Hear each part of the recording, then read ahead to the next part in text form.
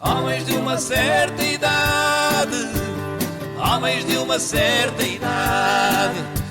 O Borges, o Horácio e o Raminhos estão na Rádio Observador, porque já são homens de uma certa idade. Olá a todos, sejam bem-vindos a mais uma emissão de Homens de uma Certa Idade aqui na Rádio Observador, um podcast semanal com três seres humanos, pelo menos a última vez que os confrontei, afirmaram que eram seres humanos. Convosco, António Raminhos, 44 anos, calceteiro de autoestradas. Luís Filipe Borges, 47 anos, limador de pinos de bowling. E Marco Horácio, 51 anos e psiquiatra de usuários da Bimbi. Por acaso a Bimbi está super tranquila de usar. Tens Bimbi? Tenho, por acaso tenho. Tu, Borges, tens? Mas vais ter? Não funciona, mas tenho. Não funciona porquê? Como? Porque se partiu. Então, mas isto Porque é uma máquina em minha casa e todas as máquinas em tua minha casa tem esse fico. Raminhos, dás-me só... Queres fazer uma introdução? Não. Então. Quero uma coisa que eu vos prometi. Há muito tempo. Fui a Aveiro e trouxe os ovos moles. Ei, ovos maravilha. moles, pá! Adoro, muito obrigado. Oi, muito obrigado. Ei, espetacular! Eu disse-vos trazia. Muito obrigada. Muito obrigado. Pá, ovos moles. Adoro. Tudo o que meta ovo. Yeah.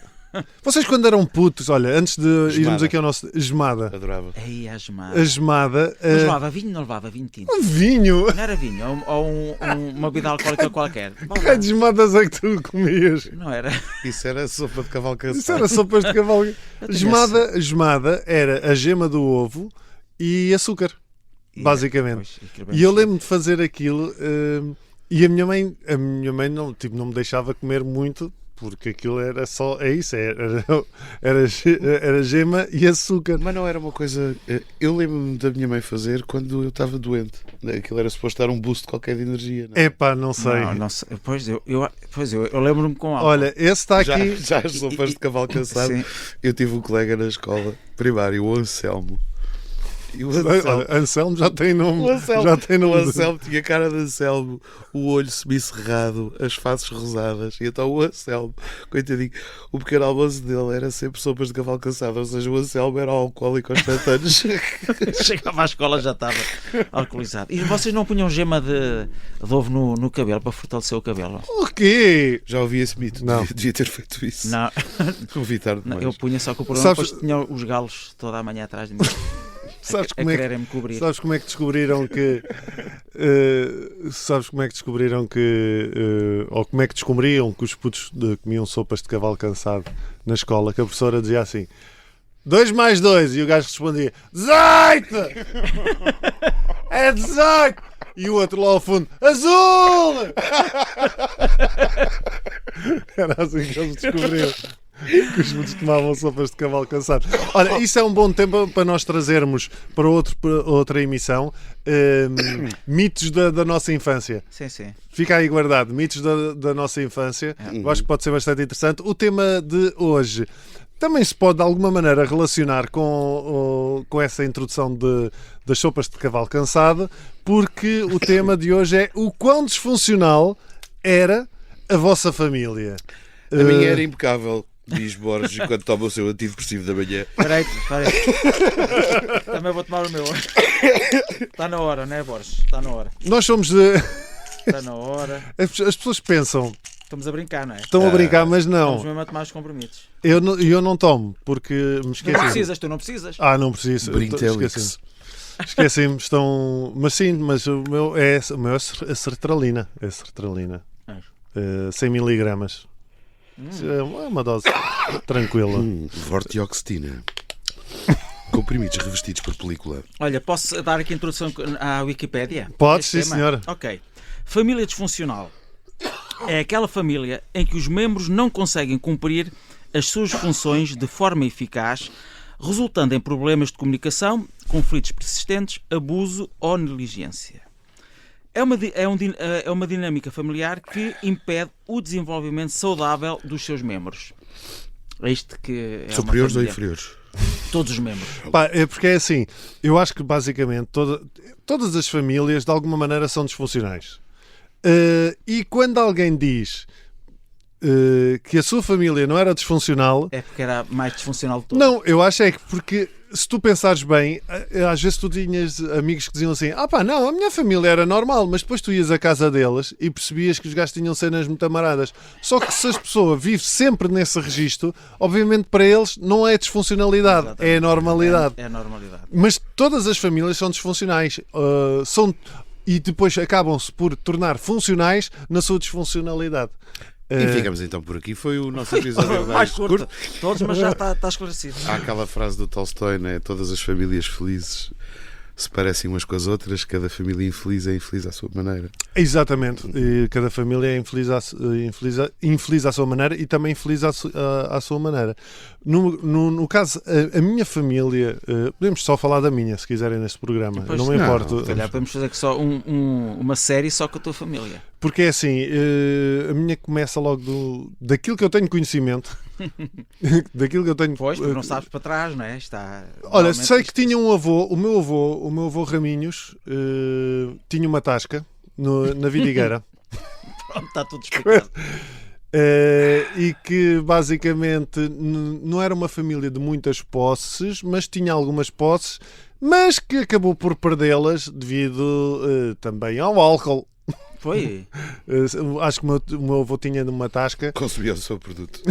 E ele provava bastante antes de dar aos clientes. Como é que ele se chamava? O meu avô, curioso, o meu nome de família não é Raminhos, era Ramalho. O que é um bocadinho pior do que Raminhos. O teu avô é que um dia estava só que tão ele estava... bêbado que foi ao registro e mudou. Não, só que eles no Alentejo. No Alentejo ele usava sempre uma flor na lapela. E por isso, e no Alentejo, como se usam muito as alcunhas, era o Raminhos. E a partir daí o nome começou a ser Raminhos.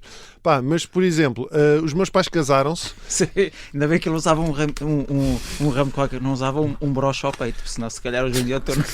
E agora em palco, António Broche! Ainda estamos na primeira parte. Ainda estamos na primeira parte. Não, mas estamos a falar da joia, por amor de Deus. Mas a minha família, aquilo que eu me lembro, posso-vos dizer assim à primeira que quando os meus pais casaram, no dia a seguir, a minha avó foi viver lá para casa. Até aos 99 anos. A sério? Sim. E a minha avó matriarca, mãe da minha mãe, a minha avó não era a pessoa, como eu já partilhei aqui noutros podcasts, a minha avó não era a pessoa mais equilibrada. Coitada, a minha avó ficou viúva aos 40 anos, na realidade. Para educar 2 crianças. Aos 50 o médico disse que ela não podia trabalhar por problemas de coração e a minha avó sim, está bem e continuou a trabalhar. Teve uma vida muito dura, foi uma mulher esculpida pela dureza da vida, mas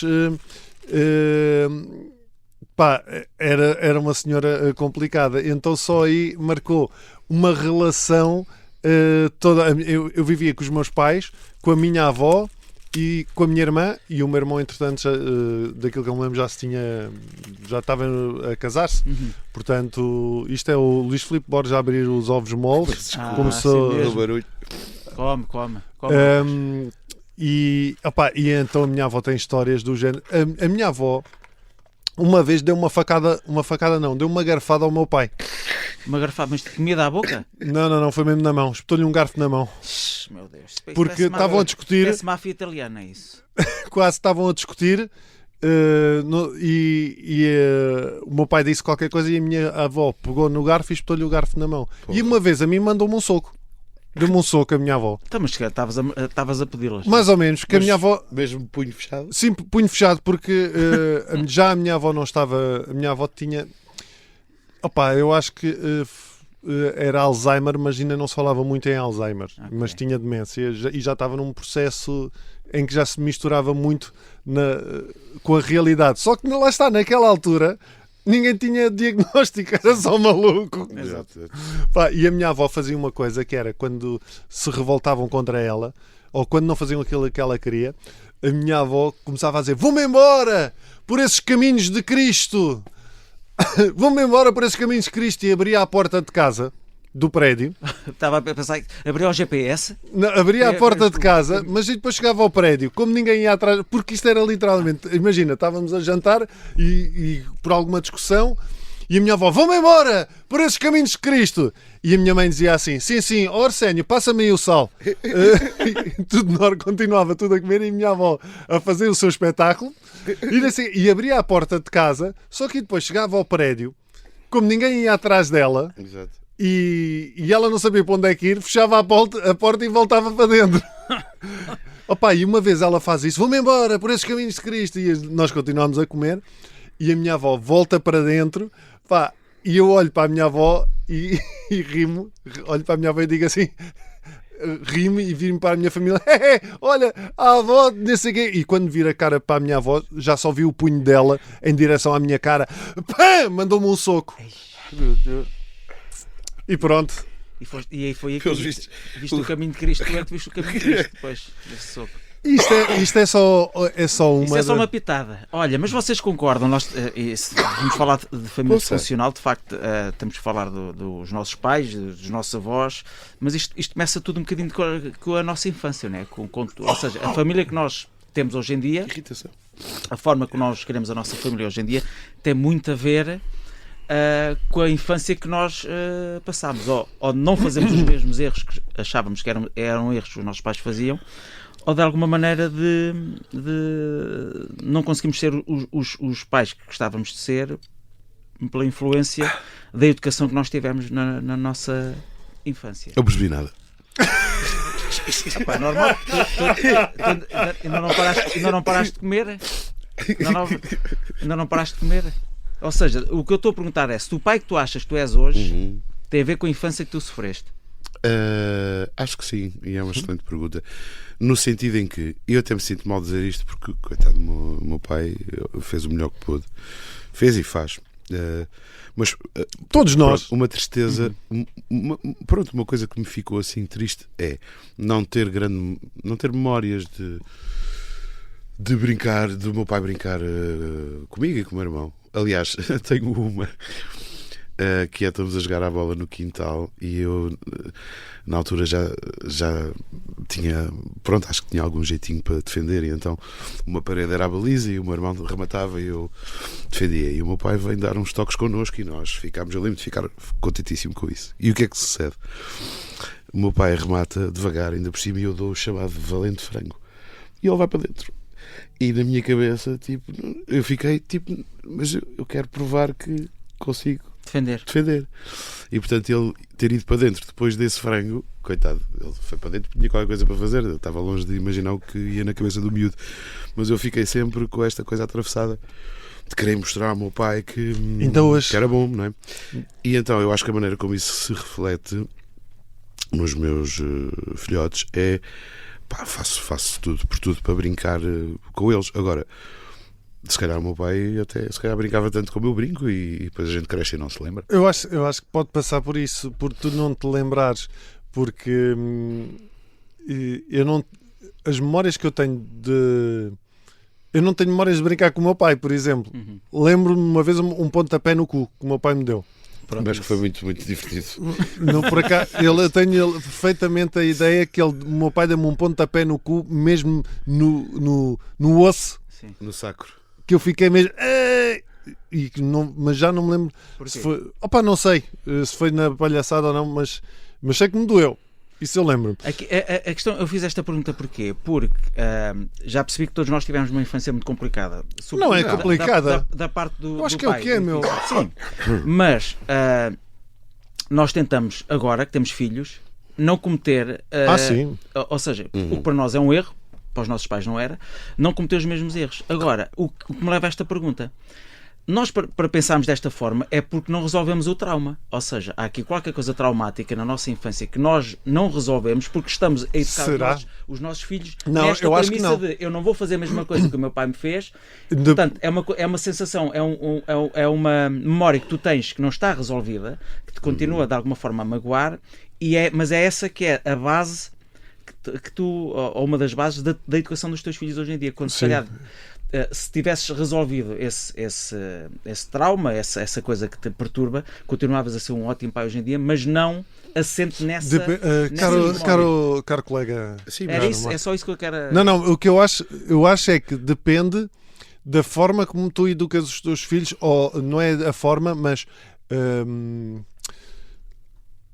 não é bem a forma, não é bem a intenção, mas é a premissa com que educas os teus filhos, porque se tu, ou o peso, é isso que era a palavra que me dava a faltar, eu acho que depende do peso com que tu educas os teus filhos, porque se tu educas os teus filhos com esse peso de eu não vou fazer o mesmo que o meu pai fez, eu não vou fazer o mesmo que a minha mãe fez, eu não posso errar como eles erraram, é uma coisa. Outra coisa é, eu tenho noção que aquilo que os meus pais fizeram impactou de certa maneira, vou tentar fazer de maneira diferente, porque era aquilo que eu gostaria que tivesse acontecido comigo. Isso implica que tu estás... Eu, por exemplo, eu não tenho ressentimentos em relação aos meus pais. Já tive, mas felizmente acho que de certa maneira consegui resolver isso, de alguns traumas que eu possa ter, como aquela história que eu já partilhei também de terem dado o nome do meu irmão que faleceu antes de eu nascer. Eu tenho o nome do meu irmão, de nunca se falar muito nisso, de eu nunca me ter sentido apoiado no meu processo de crescimento, de podia ter sido um ótimo atleta e nunca fui porque nunca tive ninguém a apoiar-me. Eu sinto alguma mágoa, mas não sinto ressentimento, e por isso são coisas que eu tento não perpetuar, mas não lhe meto peso em cima. Estás a perceber? E nunca deram por vocês a mimetizar o comportamento do vosso pai, ou verbalizar frases que ouviam quando eram mais novos? Claro. Sim. Olha, antes de continuarmos, e porque esta parte, incrivelmente, já estamos quase no fim da primeira parte. O quê? Isso, ainda não precisamos de nenhum áudio, Vamos pôr o áudio de Pedro Miguel Ribeiro, grande companheiro nosso. E vamos ver se ele vem de uma família disfuncional. Ele diz que não, mas eu sei que sim. Vamos ouvir. Eu acho que a única parte verdadeiramente disfuncional da minha família é a parte da arrumação, porque é impossível. São muitos miúdos na família, não é? O meu filho tem 7 primos, por exemplo. Quando estão juntos, literalmente os quartos de casa dos meus pais, ou de casa dos meus irmãos, ou da casa na minha casa do meu filho, ficam desarrumados para lá de Bagdade, não é? E depois a minha mãe está sempre a acumular coisas das lojas dos chineses, por exemplo, brinquedos baratos, adereços, etc, para os miúdos poderem brincar, a mascarar-se, e portanto eu neste preciso momento estou a olhar para o quarto onde o meu filho costuma brincar aqui em casa dos meus pais, e isto é um armazém, basicamente, de caixas e caixotes repletas de brincadeiras desse género. Para os miúdos é uma alegria, para os meus pais é abraçar o caos, no fundo. Eles às vezes parecem assim um bocadinho acumuladores, tendo em conta a quantidade de brinquedos de putos que têm para aqui. É engraçado que ele não falou muito dele, ou seja, projetou mais nos filhos e nos primos e nos pais dele. Esta pergunta não falou muito dele, se ele achava que a família dele, porque ele tem a família dele, não é? Nós temos a nossa. Não falou muito da... Mas esta questão que o Pedro está a referir das casas e da arrumação é muito interessante, e é algo que nós vamos já abordar a seguir na segunda parte. Vamos fazer um bocadinho de intervalo. Até já. Não percam aquilo que vai ser dito a seguir. Homens de uma certa idade. Homens de uma certa idade. Sejam bem-vindos então à segunda parte de Homens de uma Certa Idade. Só hoje, com o Marco Horácio, Luís Filipe Borges e António Raminhos. Muito obrigado pelo convite. Já. O Sargento na Cela 7. O homem na Cela 7 escapou à morte por pouco. Piratinha do Ar. Eu já disse que ele só tem 16 anos. Um espião no Kremlin. Esta é a história escondida de como Putin montou uma teia de poder e guerra. O encantador de ricos. Todos queriam estar com ele, todos queriam ser vistos com ele e todos queriam fazer negócios com ele. Operação Papagaio. Dão-lhe a entender que o melhor é que também fique calado. Matar o Papa. Crono não está só disposto a matar, também está disposto a morrer. Um rei na boca do inferno. A mansão da boca do inferno está cheia de espiões e informadores, por dentro e por fora. São histórias que fazem parte dos Podcast Plus do Observador. Pode ouvir no site do Observador, nas plataformas de podcast e no YouTube. Podcast Plus é mais do que um podcast. Sobre o tema, o quão disfuncional era ou é a vossa família. Acabámos a primeira parte a ouvir um áudio de Pedro Miguel Ribeiro, nosso amigo comediante, que falou sobre um tema interessante que é a desarrumação da casa e a acumulação. Eu não sei se vocês... se acontecia o mesmo, mas um sintoma também da própria disfuncionalidade, se calhar, pelo menos aquilo que eu sentia da minha casa, era essa desarrumação. A casa dos meus pais parecia uma loja de móveis. Pá, tipo, os meus pais colecionavam móveis. Tudo se aproveitava, não é? Tudo se aproveitava. As pessoas deitavam coisas para o lixo e os meus pais também eram assim, passavam, olha, este armário ainda está... O meu pai fazia isso. O meu pai ia buscar merdas ao lixo. O meu pai ia buscar coisas ao lixo e depois, como o meu pai era engenhocas, recuperava as coisas. Tipo, depois via um candeeiro, olha este candeeiro tão bom. Oh pai, mas eu não preciso nunca... Eu lembro uma vez o meu pai disse, este candeeiro ficava tão bem no teu quarto. Eu assim, mas eu não preciso de candeeiros no meu quarto. Mas olha este candeeiro ficava... Não, eu vou levar este candeeiro. E ia ao lixo, apanhava o candeeiro, recuperava o candeeiro que era uma bosta e depois eu tinha que ficar com o candeeiro no meu quarto.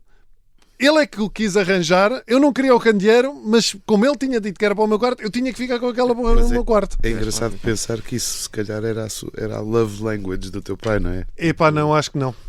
Eu acho que o meu pai gostava de arranjar coisas e gostava de pôr as coisas bonitinhas. Claro que era, de alguma maneira. Ele arranjou e pôs uma coisa bonita para ti, não é? Mas lá está, mas aqui há duas coisas para mim, sendo que eu não pedi nada e ignorou completamente a minha vontade de não querer. Sim, pois. Mas eu acho que era muito, por exemplo, eu não me lembro dos meus pais alguma vez terem-me dito que gostavam de mim. Eu não sei se vocês aconteceu, mas isto acho que era muito comum. Sim, era muito comum nos anos 70 e 80. A tua mãe também não? A minha mãe, nem da parte da tua mãe? Também não? Eu não me lembro. A minha mãe... Não me lembro da minha mãe dizer isso. Eu sei, lá está, mostravam, é um bocadinho isto que o Borges estava a dizer. E tu tens, desculpa, eu não consigo falar hoje. Ainda não disse nada. É isso. Mas se calhar não precisas dizer nada, está tudo escrito. Mas tu sentes essa dificuldade? Não. Com as tuas filhas depois? Dizer amo-te às tuas filhas? Não. Pronto, Borges, tens a palavra agora os próximos 10 minutos. Não, a minha mãe compensava muito esse lado frio do meu pai, mas depois ao mesmo tempo e pronto, recebi imenso afeto, atenção da parte dela, mas ao mesmo tempo a minha mãe era super realista. Eu lembro-me de na adolescência lhe perguntar com aquela insegurança própria da idade, disse, oh mãe, eu sou bonito? E a minha mãe respondeu assim, és normal. Portanto, ajudou muito. Se já estavas inseguro, isso vindo da tua mãe. Já a minha mãe estava sempre a dizer uma coisa, uma frase, uma expressão que eu disse quando era puto, mas tipo, imagina, eu tinha 5 ou 6 anos. E a minha mãe estava sempre a dizer isso. Eu lembro disto através da adolescência toda, mas a contar tipo em gozo. Que era uma vez uma senhora estava a dizia-me, ia no carro comigo e com a minha mãe e estava a dizer, já não lembro se era tipo, ai Tosé, tu tens um cabelo tão arranjadinho, o teu cabelo está tão arranjadinho, e a mulher só dizia isto, e eu acho que me virei para a mulher e disse assim, e também sou um bocadinho bonito, e eu devia ter pai 5 ou 6 anos, e a minha mãe estava sempre a contar esta história, mas tipo, olha ele a dizer que também era bonito, olha, coitadinho. E eu não me lembro disso. E havia outra coisa que era comum, que eu acho que era comum a toda a gente. Vocês também devem ter passado por isto. Também era um bom sinal da disfuncionalidade. Na minha família havia sempre 2 lados, ou ao lado da mãe ou ao lado do pai. Sim. Tinhas que tomar um lado. E depois, a minha mãe, quando eu fazia porcaria, dizia sempre: és tal e qual o teu pai. Ah, sim, isso sim. Nunca era por uma coisa boa. Tipo, o meu pai era um homem super habilidoso, cantava muito bem. Se eu fizesse alguma coisa habilidosa, népia. Ele começou a cantar no dia que levou a facada da tua avó. Exato. Ai, que rica voz. A minha mãe... Mas era sempre: és tal e qual o teu pai. Que era brasileira, e ela não está entre nós, mas continua a ser brasileira. Tive essa sorte porque a minha mãe, desde muito novo... A tua mãe era brasileira? Era, sim. Eu nunca descobri isso agora. Não sabia que a minha mãe era brasileira. Não, era do Rio de Janeiro, a minha mãe. A sério? Só fiz. Sim. E eu lembro-me que ela, quando eu era mais pequenino, e é uma música que eu já cantei à Maria Leonor e também cantei ao Guilherme, ela cantava uma música que era assim: o Marquinho é lindo como uma flor, o Marquinho é o meu grande amor. Olha, que Cantava-me isto, eu lembro desta música, portanto, teve assim, a minha mãe era muito, muito, muito carinhosa e compensava até demais aquilo que o meu pai era mais frio. Acho que havia aquela ideia. Se calhar era exatamente por isso. Sim, eu acho que também havia aquela ideia, não sei se é da geração do meu pai, que é: se os pais fossem muito emocionais, muito mostrassem fragilidade, criavam filhos frágeis. É possível. E portanto o meu pai era muito regras, muito de horários, muito de cumprir e não sei o quê, e eu acho que ele achava abraçar os filhos, beijar os filhos ou qualquer coisa tornava os filhos moles. Mas porque isso foi, lá está, isso foi o que lhes foi passado a eles. Exatamente. Claro. E o meu pai saiu do Alentejo, eu acho que já partilhei essa história aqui também. O meu pai saiu do Alentejo para Lisboa para trabalhar tipo aos 13, 14 anos. Veio sozinho, meu. Com um par de sapatos, não era? E 20 euros no bolso na altura. 20 euros, nem sequer havia euros na altura. E ele já tinha. Falavas disso. Mas pá, isso é do caraças. E então é um bocadinho isso. Eu acho que se calhar os pais viam aquela coisa de: isto funcionou comigo, ou no conceito deles teria funcionado com eles, e então replicaram mesmo. Aliás, esse pormenor que tu estás a dizer de não criar filhos moles leva para o segundo áudio, que virou-se, calma, antes de pôres, que é da Catarina Fernandes Raminhos, Catarina Fernandes Raminhos, que disse-me no outro dia assim: eu ainda não disse nada para o vosso podcast. E ela é uma ouvinte assídua. Um beijo, amorzinho. Obrigado, Catarina. És das 4 pessoas que ouvem isto. E ela disse assim: eu ainda não disse nada para o vosso programa. Eu assim: olha, vamos ter sobre famílias disfuncionais, mas se calhar esse não é bom. E ela assim: não, eu tenho coisas para dizer. Então diz, Catarina. Vamos lá ver o que é que a Catarina, espero que seja sobre o Raminhos, para o chincalhar. Finalmente convidaram-me para falar neste podcast. Então, dizer em relação aos anos 80 que as famílias eram disfuncionais é uma enorme redundância, não é? Eram todas disfuncionais. E se vocês que vão no carro ouvir este podcast estão a pensar que a vossa família até era funcional, não era. Vocês é que nunca conheceram outra realidade, não é? Exatamente. A minha família era tão disfuncional que a primeira vez que eu me lembrei de chamar mamã à minha mãe, ela virou-se para mim e disse: mamã, o papá cagou-se. Escusado será dizer que nunca mais lhe chamei mamã. Eu lembro-me, quando era miúda, ir de férias de verão, portanto a família toda, a mobília toda, tudo dentro do carro, e não saber para onde ia. Quando chegava descobria, mas não havia esta coisa de envolver as crianças nas decisões, nem sequer de lhes comunicar, não é? Não havia nada disso. Mas, ainda assim, posso dizer que não escolheria outra família disfuncional para crescer que não a minha. Beijinhos! Grande Esta frase da Catarina, eu estou a imaginar a minha sogra a dizer isto, porque é mesmo assim: mamã, o papá cagou-se, vai fazer não sei o quê.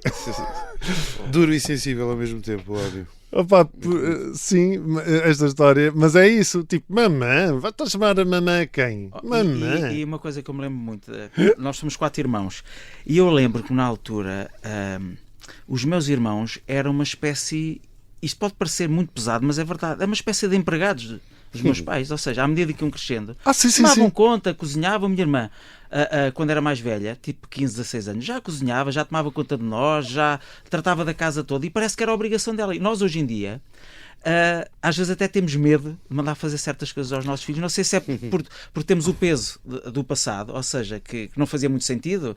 A minha irmã mais velha, por exemplo, nunca teve uma infância normal, porque desde muito cedo começou a fazer as tarefas de casa. A Catarina também. A Catarina é a irmã mais velha, são 3.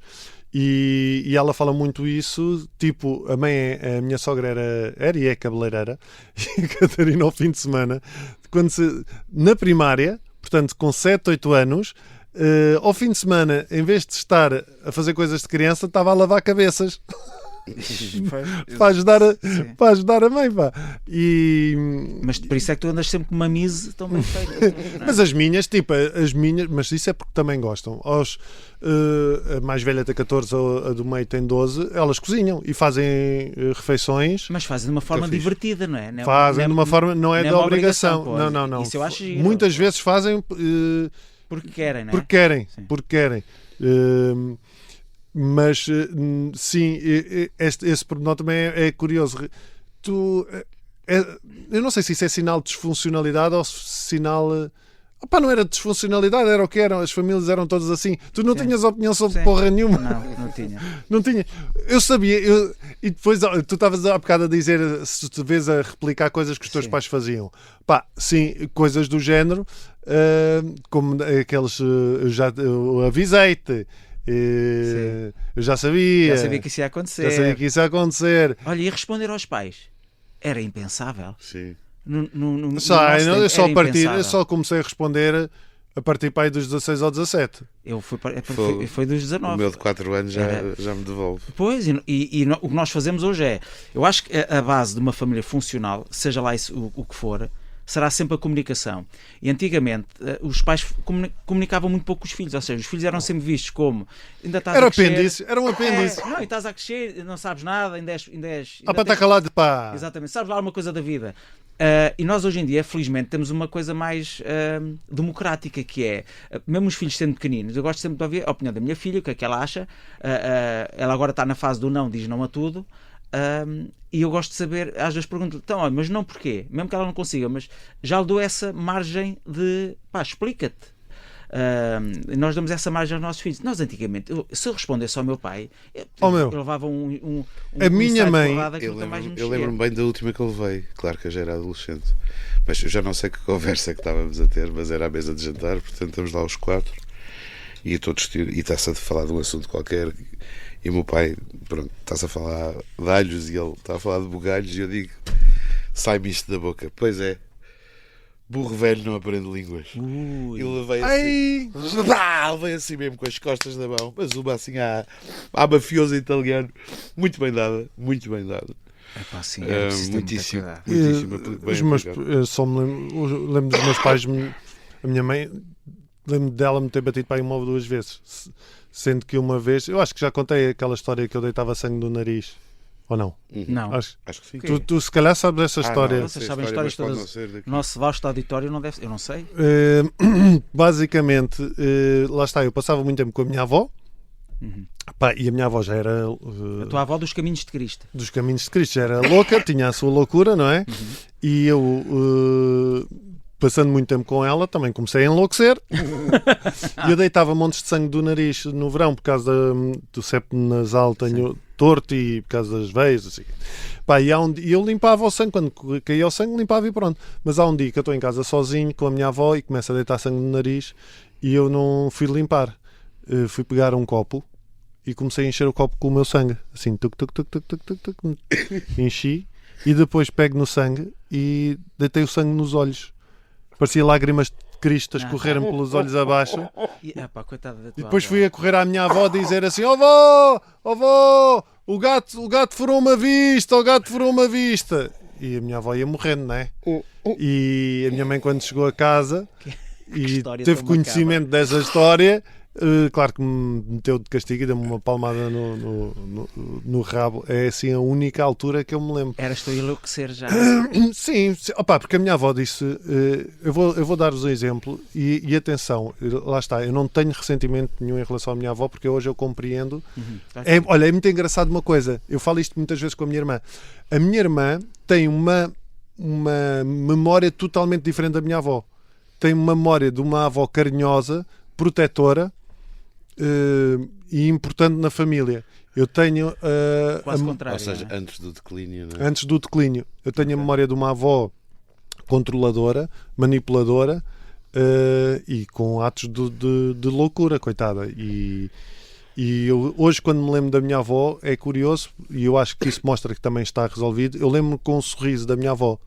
Eu lembro-me com um sorriso e com... Opa, e percebo que era o que era.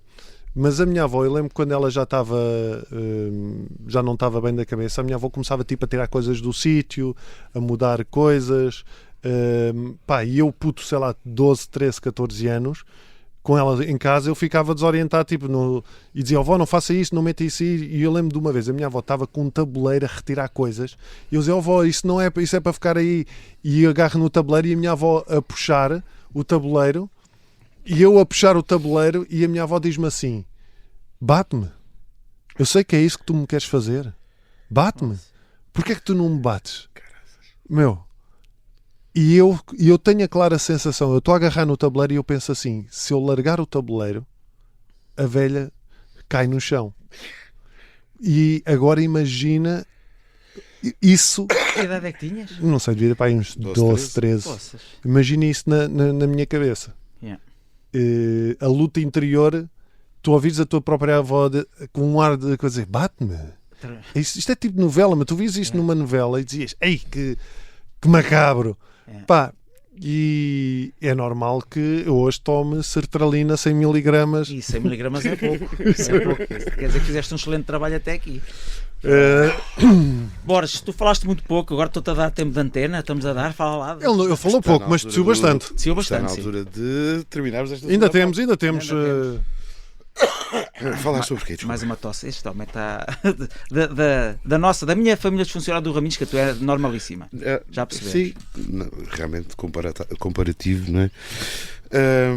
Não sei, eu acho que só tive. Eu lembro perfeitamente de ser miúdo e daquela fase que as crianças atravessam em que os nossos pais são super-heróis e a gente lembro perfeitamente disso. Lembro do desgosto quando percebi que não, mas onde as coisas custaram de facto. Mas tens isso marcado? Tipo, um momento ou tipo... Lembro-me mais ou menos de... Não me lembro exatamente do que é que aconteceu, mas lembro de perceber... Tenho ideia do momento em que de repente os meus pais, sobretudo o pai, não é? Para um rapaz, talvez a figura do pai seja um bocadinho mais... Pronto, é aquela coisa de figura de autoridade e tal, e o meu pai faz isto e o teu não faz, essas disputas infantis tolinhas que nós temos. E eu lembro-me de perceber, não sei, acho que vi uma... Acho que era qualquer coisa. Um homem foi deselegante com o meu pai e o meu pai não respondeu. Olha, estou a fazer uma descoberta sobre mim. Que é uma coisa que eu depois... Sim, tu agora... Eu não levo desaforo. Não toleras, sim. Eu não... E aliás, muitos anos... Achas que pode ter a ver com isso? Pode ter a ver. De repente estou a ter essa epifania, ou como diria Jorge Jesus, epifânia. Ainda recentemente não, mas aqui há uns anos valentes, só que eu já era adulto, estava com o meu pai lá na terra dele, uma aldeiazinha na Beira Alta, e o meu avô paterno tinha falecido recentemente. E há um tipo na rua que aparentemente o meu pai conhece muito bem e que vai ter com ele, e a essa altura diz uma coisa profundamente deselegante sobre o meu avô falecido, e o meu pai não fica atrapalhado para responder, e basicamente eu respondi com 2 sopapos neste tipo. Eu achei aquilo uma falta de... Sim, dava... E se não fosse o meu pai, provavelmente tinha-lhe dado um pontapé na cabeça já com o homem no chão, porque achei aquilo... Pronto, ou seja, sou o contrário do meu pai nesse aspecto, e nenhuma das extremidades desse espectro está correta, não é? Como é óbvio. Mas eu só... Pronto, só na adolescência que foi mais complicado, aí foi mais complicado. Mas até me sinto meio parvo a contar isto, porque há histórias muito piores, mas cada um é que sabe, cada um é que está a passar pelas coisas, não é? E eu, por exemplo, hoje em dia dá-me vontade de rir, e como o Ramis também já disse, não tenho Não estou resolvido com a minha avó, mas não vos vou falar da minha avó materna, senão nunca mais saímos daqui. Mas isto pode ficar para a terceira parte, se quiseres. É uma pessoa que até que não era boa pessoa e ainda hoje não consegui compreender nem perdoar, mas não viveu na minha casa e não sei o quê. Agora, estou perfeitamente resolvido e em paz com os meus pais e percebo perfeitamente que eles, coitados, fizeram sempre o melhor que podiam fazer, e também percebo que é inevitável que nós vamos traumatizar os nossos filhos, sim. de alguma maneira.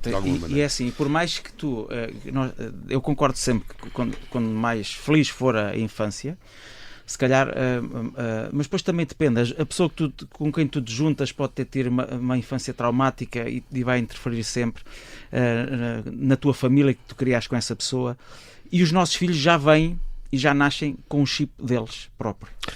E portanto tu nunca és totalmente responsável por aquilo que o teu filho se vai tornar no futuro. E parece que eles têm o seu chip próprio e têm uma herança genética que, sim senhor, coisas do pai, sim senhor, coisas da mãe, mas também coisas de 200, 300 antepassados. Olha, quer dizer...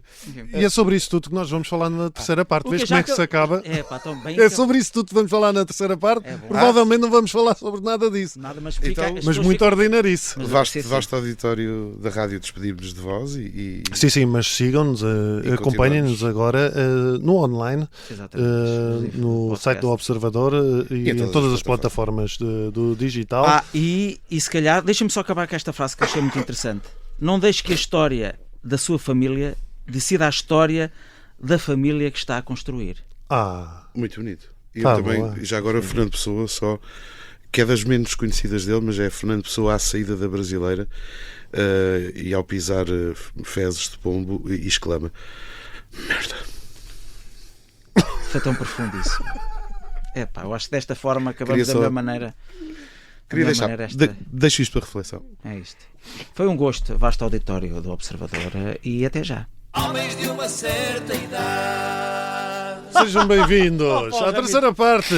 Tu não fizeste isso às tuas filhas fechadas? Uma semana na arca? Na arca, ligada à arca. E elas, pai, está muito frio. E eu, para verem como é que era no meu tempo, que não tínhamos aquecedores. É o de gelo, se vocês não tratarem da o aquecimento global, é isso que vos vai acontecer. Sejam bem-vindos à terceira parte de Homens de uma Certa Idade, sobre o tema o quão disfuncional era a vossa família. Eu acho que a disfuncionalidade também das famílias tinha muito a ver com o próprio desconhecimento científico da maior parte das coisas. Ou seja, tu não tinhas uma data de preocupações. Usavas aerossóis em barda, fazias tudo tipo. Então só as sopas de cavalo cansado, falámos já ao início, não é? Só isso que era tipo supostamente uma alimentação não era só saudável, não era, para os miúdos, era tipo a dar força? Dar força para o dia, para estudar. Por acaso vocês provaram alguma vez isso? Sopas de cavalo cansado? Aquilo era vinho tinto, pão e açúcar. Era. E vinho quente. E o vinho quente, exatamente. Sim. E era bom, Borges? Só me lembro de não gostar nada de quando provei. Mas também quando nós somos miúdos. Olha, é o que eu vou fazer hoje para o almoço. Olha, podemos fazer um vídeo e os três fazer uma sopa de cavalo cansado e começámos o... Podemos experimentar, vamos fazer isso. De certeza que na internet há receitas de sopas de cavalo cansado. Fazemos o programa a seguir. Comemos essa malgazinha. Não, mas fazemos com um bom vinho. Sim, tem que ser. Terras del Rei, por exemplo. Ou Quinta do Gradil. Foi, eu também consigo. Olha, o Gradil. Pick Wines. Olha, Pick Wines também é bom. Se eles mandarem garrafas para aqui, faço. Até agora só Terras del Rei que chegou à frente. É verdade. Opa, eu lembro-me nas festas, nas reuniões familiares, uma vez,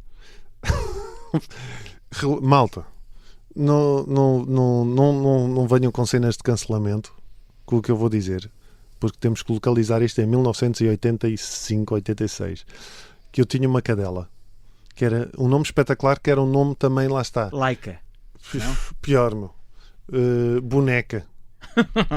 Porque eram os clássicos, os pais, lá está, a cadela apareceu lá em casa, ninguém discutiu o nome. Eu tenho animais e esse nome foi discutido entre a família. Que nome é que vamos dar a isto, e aquilo? Não, lá, quando apareceu, boneca, já está, é isto. Boneca. Os meus pais, uma vez numa festa, lembraram-se, já não lembro se foi o meu tio, se foi o meu pai, lembrou-se de começar a dar aguardente à boneca. Então a boneca, aquilo era num jardim lá da casa de um tio meu, a boneca passado de 10 minutos de ter bebido aguardente, andava a focinhar pela lama, mas tipo a arrastar o focinho pela lama, pá, cagou-se toda, ficou toda cagada e a gente ria porque a cadela estava com os copos. Sim. Meu, se isto... Não, olha, isto não é o que sinal. estás a dizer era também um bocadinho, hoje já se vê menos, que era os pais faziam questão, alguns pais na geração dos meus, que os filhos aprendessem a dizer as neiras. E quando sabiam dizer as neiras era motivo para, em qualquer festa, olha, diz lá aquela... Caralho! Sim. Epá, era maravilhoso isso. Punheta! Não, isso era motivo de orgulho para os pais. Tipo, eles sabem dizer as asneiras e os putos subiam para cima de uma cadeira e faziam esse show. Epá, por amor de Deus, não é? Olha, mas eu, a propósito dessa asneira, punheta, que essa comprometeu-me bastante e por isso é uma... Porque lá está... Tu nos anos 80 e nas nossas famílias, tu não falavas sobre nada. Tu tinhas uma dúvida, essa dúvida não era esclarecida. Era tipo, pá, está calado. É porque é. É porque é assim. E eu lembro, eu andava na primeira ou segunda classe. Ou ainda és muito novo para isso. Não é? Epá, mas às vezes é melhor explicar, porque eu vou-te dizer o que é que aconteceu. Eu andava para ir na primeira ou na segunda classe. E eu estou na janela da casa, da minha casa, a olhar para a janela e ouço um senhor lá na rua a falar com alguém assim, não sei o que, a punheta! E eu, isto parece uma anedota, mas aconteceu assim. Eu ouço punheta, punheta, o que é isso? E eu lembro de estar a almoçar com a família toda e digo assim, ó pai, o que é punheta? E o meu pai, do topo da sua sabedoria, olhou para mim e disse, isso é bacalhau cru com tomate. E está certo. E está certo, mas o que é que isto fez? Fez com que eu no dia a seguir fosse para a minha escola primária andar no recreio. Ah pá, punheta! Punheta! Punheta! E uma empregada assim, oh António, o que é que tu estás a dizer? E eu, então, é bacalhau cru com tomate! Com tomate! E eu lembro-me de dizer esta merda, meu. Não era muito melhor o meu pai ter dito logo, olha, é uma palavra feia, é uma asneira, não sei o quê. Mas não quis ser engraçadinho.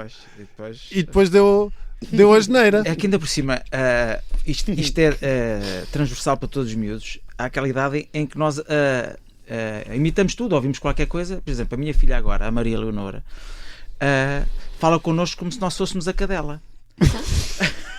Porque ela ouve-nos a falar com a cadela, então às vezes estou a brincar com ela e ela vira-se para mim e diz assim, fica. Muito bom.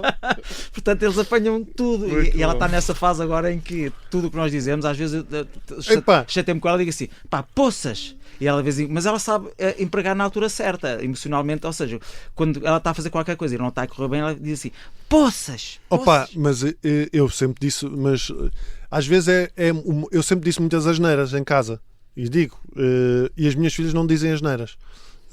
Porque compreendem o contexto das coisas. Tirando a mais pequena, que é uma taberneira. E a mais pequena, isto é verídico, eu contava isto num espetáculo de stand-up.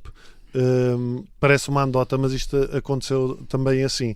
Nós estávamos em casa a ver o Jurassic Park de 1994.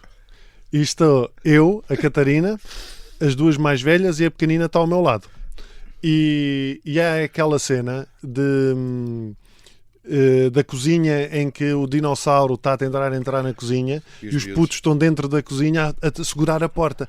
Pá, e nós começamos com aquela excitação dos filmes, tipo, fecha a porta, menina, que não deixes abrir. E eu estou a dizer, fecha, pá, foi. E as mais velhas, fecha a porta, menina, fecha a porta. Pá, e a Maria Leonora devia ter, sei lá, 5 anos, aí. Isto foi na altura da pandemia, ao meu lado, calada, fecha a porta, e de repente a Maria Leonora levanta-se e diz, fecha a porta, foda-se!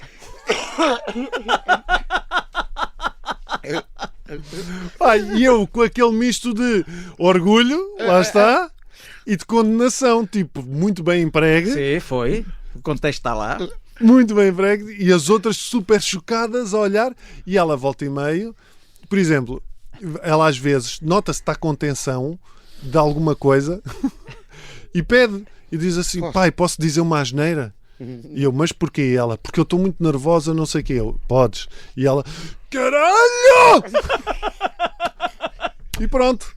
E está feito. E está feito, está resolvido. Está estudado que o vernáculo ajuda realmente. Sim, quando não é necessário, não é sinónimo de má educação. Sim. Eu acho que não é sinónimo, depende do contexto, como o empregas. Se é ofensivo, estás a insultar alguém ou é um alívio, é um extrapolar de alguma coisa. Lá está, mas nós tentamos sempre.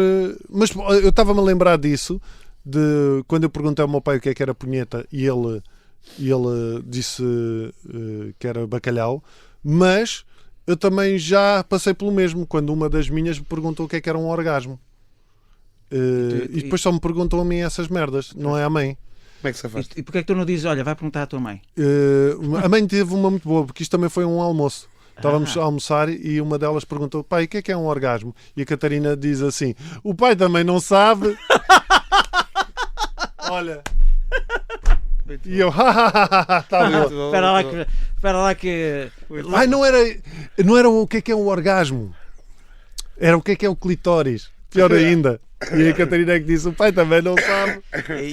E eu disse, sabes o que é que eu respondi? Eu estraguei isto tudo. Porque eu disse... Não quiseste ficar atrás. Não, eu fiquei mesmo... Como é que eu vou explicar à miúda o que é o clitóris? O que é o clitóris? Como é que eu vou explicar o que é o clitóris? E de repente sai-me isto. É uma campainha. E eu assim, a Catarina começa a abrir os olhos e ela assim, uma campainha. Podias ter dito, tipo, é uma receita de bacalhau cru com tomate, ias buscar. Não, ela assim, exatamente, ela assim, é uma campainha, como assim uma campainha? E eu pensei, olha, agora vou gozar o prato. E eu, então, é um sítio onde tu tocas para ver se abre outras portas.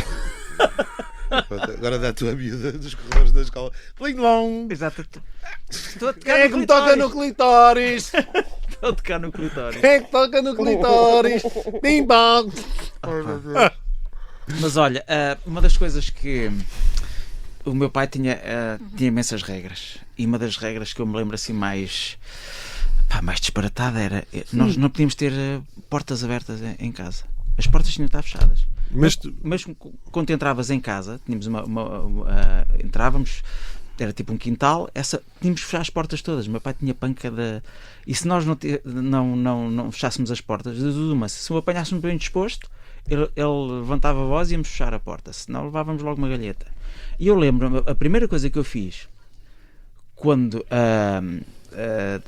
comprei casa, das primeiras coisas que eu fiz foi deixar a casa, as portas todas abertas. Todas. Abri as portas todas. Nem fizeste portas. Não, abri as portas todas e... Mas lá está, isso é aquilo que tu estavas a dizer. É cenas que ficam recalcadas. Sim.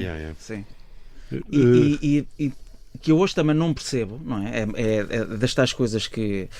porque esta panca deve vir de trás dos meus avós ou dos bisavós, ou seja, este trauma das portas abertas ou fechadas, ou não faço ideia. Mas eu lembro-me disso, que o meu pai era muito... E depois, o meu pai sempre muito orgulhoso, muito... e isso são coisas que nós herdámos também. Olha, uma família também muito disfuncional...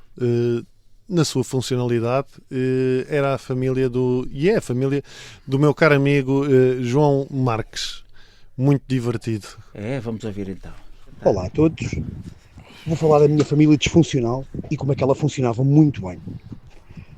Dizem que eu sou filho de um preservativo furado e consta que foram os meus irmãos que furaram os preservativos aos meus pais. Eu tenho uma diferença de 15 anos do meu irmão e uma diferença de 20 anos da minha irmã. A minha irmã e a minha mãe andaram grávidas juntos. Para ajudar à festa, o meu pai era primo direito da minha mãe.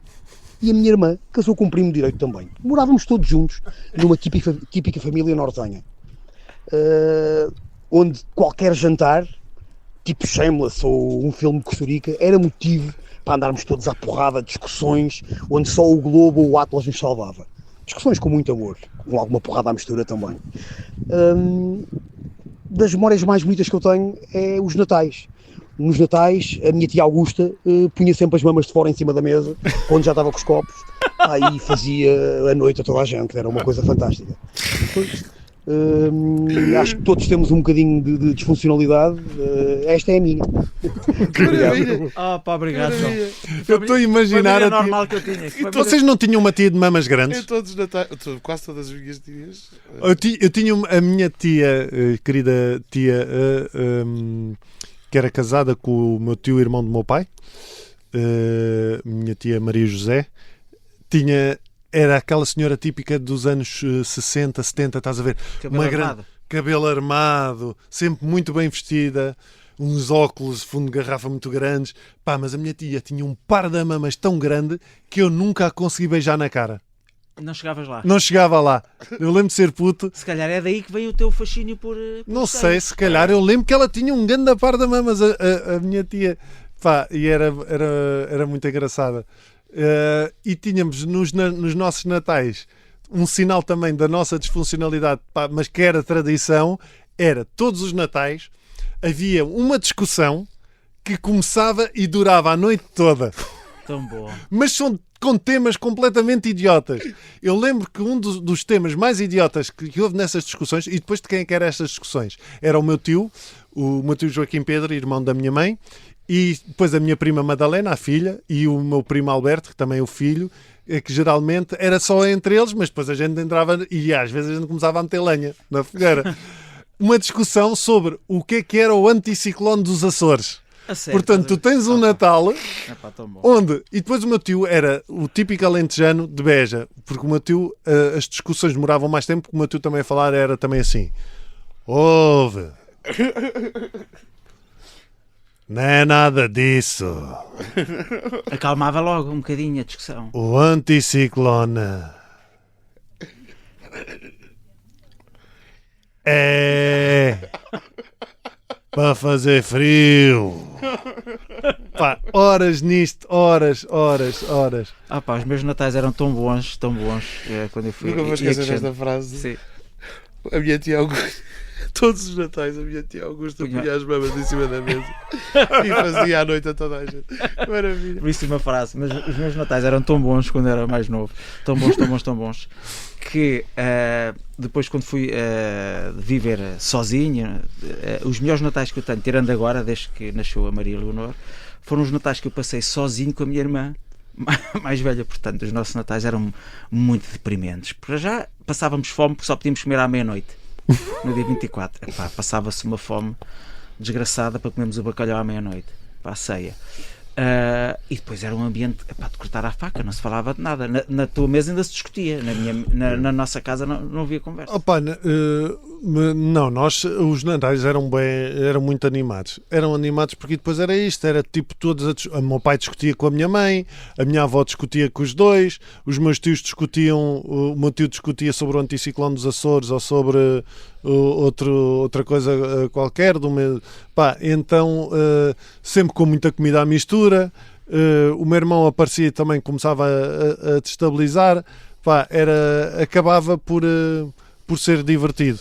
Eu tenho algumas saudades dos natais açorianos, porque embora fôssemos só 4, havia uma coisa muito, havia um ritual muito, era a única altura do ano em que comíamos o bacalhau com couve e não sei o quê. O meu pai fazia mais ou menos sempre o mesmo desejo e que acabava para o ano estejamos cá todos outra vez, e só se abria as prendas. Felizmente não esperávamos até à meia-noite, mas abríamos as prendas depois do jantar. E nós, durante 364 dias, almoçávamos e jantávamos na cozinha. Na verdade, durante 365 e depois tinhas a mesa na sala, não era? Exatamente. Mas no Natal era o único momento em que a sala de estar imaculada, porque a minha mãe é obcecada pelas limpezas, o único momento do ano em que a sala de estar era realmente utilizada era para ir abrir as prendas junto à árvore de Natal, e depois havia uma mesa onde a minha mãe tinha. Depois era, tu tinha. Isto também havia muito, doces. Que era tipo a minha casa tinha 2 salas. A sala onde nós comíamos e a sala onde ninguém estava. Exato. Sim. Onde nunca ninguém estava. Sim.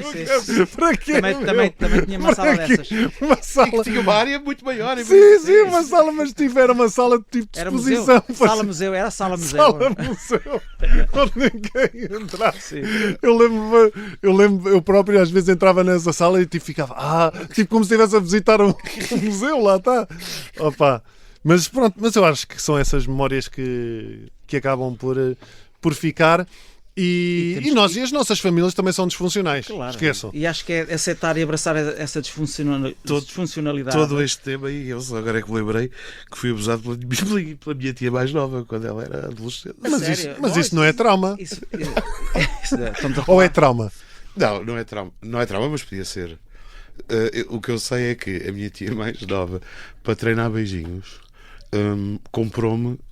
Nós tínhamos uma diferença de 5 anos, portanto, estamos a falar de uma rapariga de 13, 14 e um miúdo de 8, 9 que adorava tio Patinhas. E ela subornou. Eu basicamente fui uma puta. Foste subornado. Com livros de Disney para trocar beijos. E eu lembro-me do linguado, pá, e daquilo de saber muito mal. E também me lembro de sermos apanhados pela minha avó. E, meu Deus, foi terrível. Deixaste esta pérola para o Olha, portanto, assim, só para o final. Então, portanto, tu hoje já sabes, hoje em dia, se quiseres convencer o Borges alguma coisa, é livro de tipo patinhas. Um hiper Disney. Um hiper Disney. Eu faço o que vocês quiserem.